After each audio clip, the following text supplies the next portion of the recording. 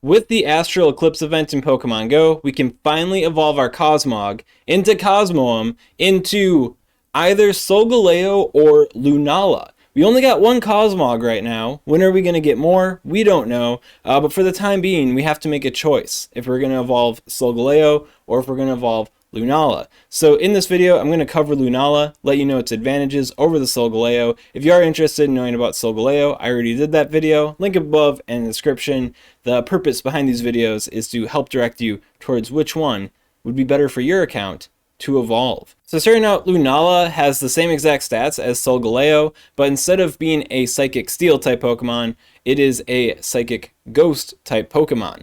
As a Psychic type attacker, it actually got blessed with the attacks Confusion and Psychic, so it is a viable Psychic type raid attacker compared to Solgaleo, which is kind of stuck, scrubbing it up with Zen Headbutt. You can see here on the DPS TDO spreadsheet on GamePress, we are not making page 1, in the midst of all the Mega Pokemon and future Mega Pokemon and all the Mewtwo's that are out there.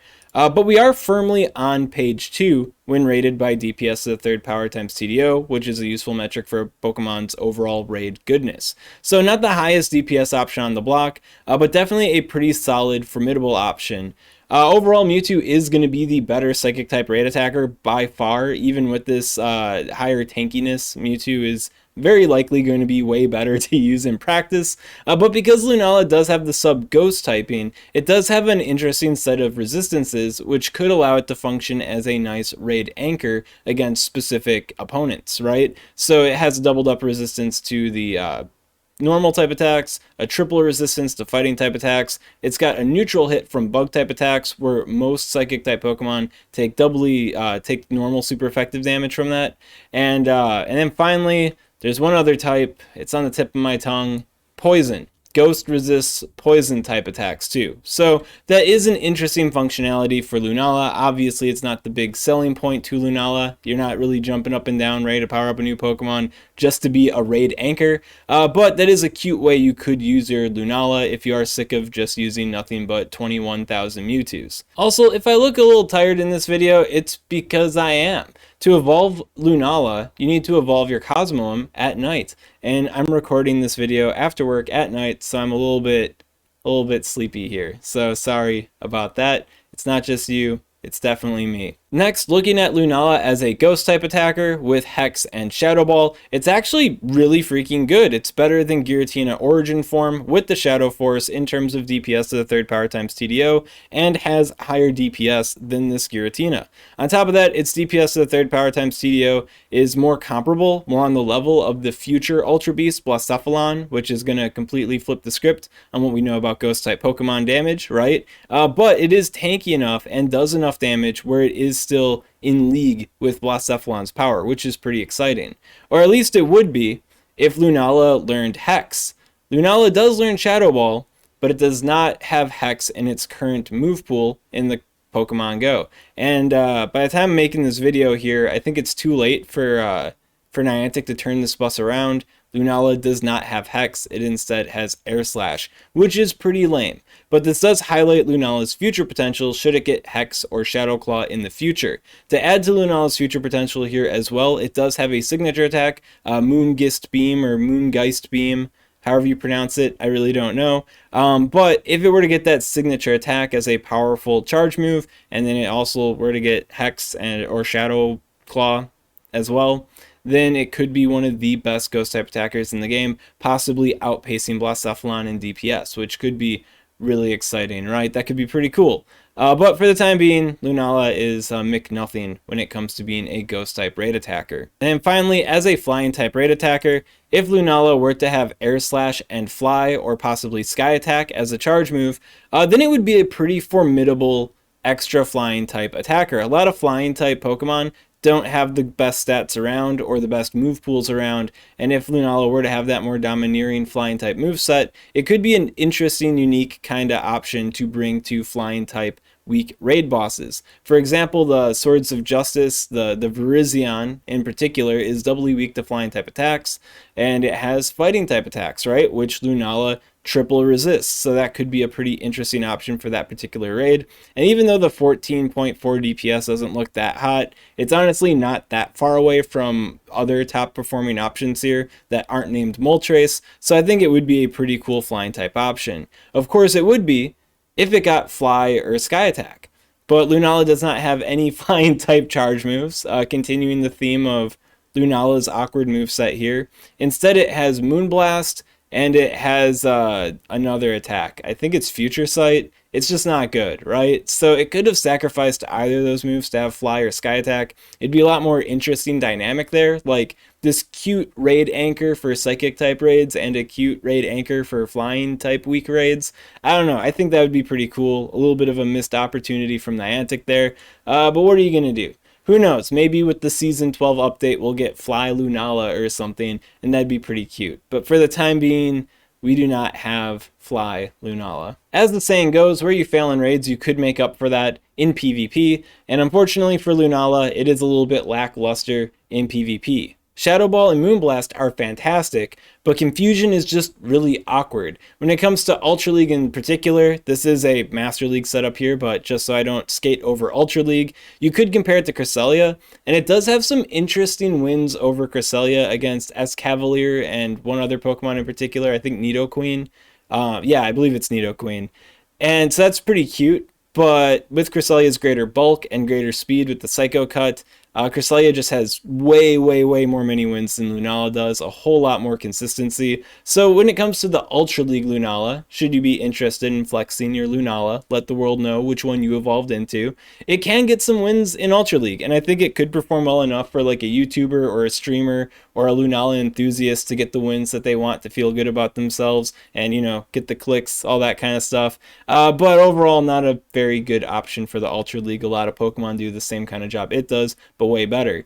Where it can be a bit unique is in the Master League. Having both Shadow Ball and Moonblast is pretty powerful in the Master League in particular. Another thing I kind of skidded over for the Ultra League, a big thing that holds it back, is that you do have that double weakness to Ghost, and you got the double weakness to Dark type attacks, which is a really big deal in the Ultra League because the meta is centralized around Giratina. But up in the Master League, there are Ghost type attackers, there are Dark type attackers, but they're not like the main show, right? And those Pokemon do fear the Moonblast and the Shadow Ball a bit more up here because the Master League meta is a little bit slower than it is in the lower leagues for the most part. So you could reasonably reach these Shadow Balls and Moonblasts to take things out, where the Confusion is just too slow for Ultra League. Problem with Lunala in the Master League, though, is Confusion, despite it being Master League, where things are a lot more predictable and a lot more slow, it's still a bit too slow, right? And I think the biggest problem with the Confusion for Lunala in the Master League meta is being paired with Shadow Ball and Moonblast. Like, these attacks can't ramp up to 100 energy. So if you full farm something down, then you can't throw back-to-back Shadow Balls or Moonblasts. You have to use some extra Confusions to be able to throw the extra charge move. So depending on how the farm down goes, you could be put in a position where like a Giratina Origin form could fast move you down before you reach that second charge move, which is just really awkward, right? But yeah, just not having a charge move under 50 energy just causes a lot of awkward situations for this fast move heavy kind of Pokemon here. I feel like two things that could make Lunala perform a lot better in the Master League in the future, should this happen for it, is getting Hex, so it's just faster on the draw with its attacks in general, which is obviously going to be nice. And then getting Fly or Sky Attack. Ironically enough, those are 45 energy cost charge moves, and you can see here that they have an even more profound effect for Lunala's win rate compared to a faster energy gaining fast move, right? It's a bigger deal here because I think overall Confusion, while it is a little bit awkward for the Master League meta, Confusion still works, right? Before Quick Attack got buffed, Meloetta was making some waves in the Master League meta with Confusion. Now Quick Attack is buffed, so Meloetta would much rather use the Quick Attack, and now we only have the XLML, so Not a lot of people are playing with Meloetta to begin with, but I think Infusion does have some clout if you are kind of forced into it. And this just kind of proves the rule a little bit that Confusion isn't that bad in Master League. It's just that it doesn't have good charge moves to pair with it. So in the future, maybe we'll get Fly on Lunala. I think that'd be pretty cool. Psycho Cut or Hex would also be quite welcomed.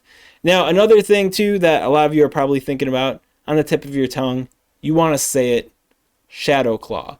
And I'll just show you how disgusting it is. You don't want this. I know you think you want this, but you really don't want this. Look at that. 25 wins in the one shield scenario, 7 losses. Obviously, we got the big dark types here, right? Being some of those losses, but absolutely disgusting. Nothing has a win rate like this. Dialga, Zacian, they do not.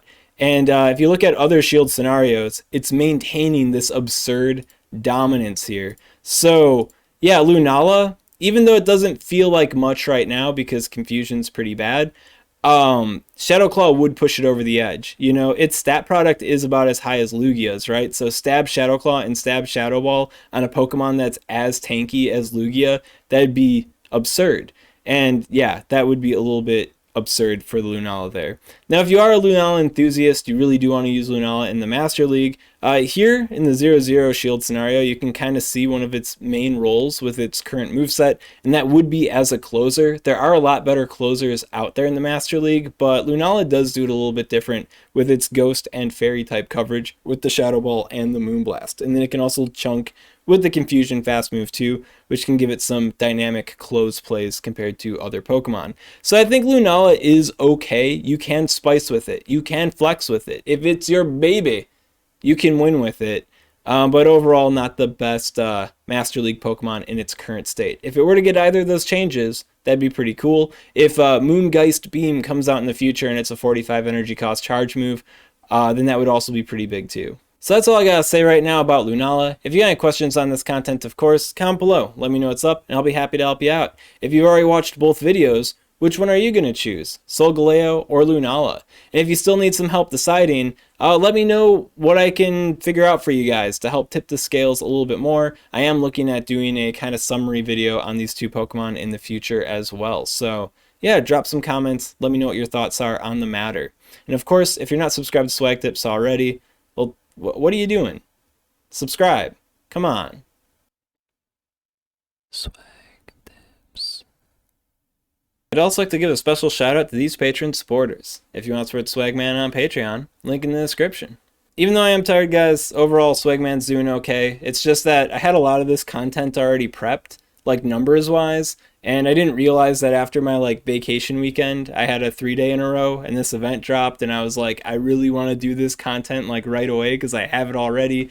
So I'm pushing myself a little bit to get this out here, but overall I'm doing pretty good, just a little sleepy. And with that, I'm gonna go to bed. Well, actually, when I put out this video, it's probably gonna be when I get up for work. So time to go to work, and then I'll sleep a second time.